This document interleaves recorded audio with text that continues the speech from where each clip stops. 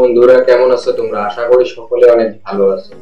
আজকে তোমাদেরকে বলবো সাইলেন্ট মুভির কথা, যে মুভিটি কোনো কথাবার্তা বা ডায়লগ নেই, তবু মুভিটি অনেক অনেক অসাধারণ।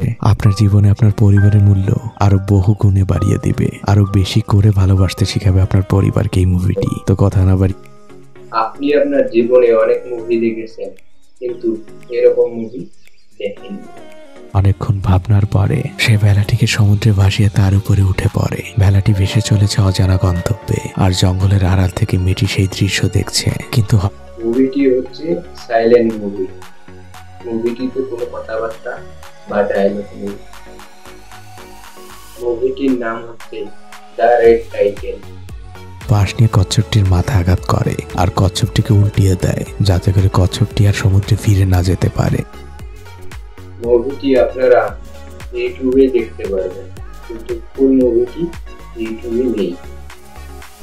ইউটিউবে আপনারা বাংলা এক্সপ্লেনেশন দেখতে পারবেন, বাংলায় মুভির গল্প।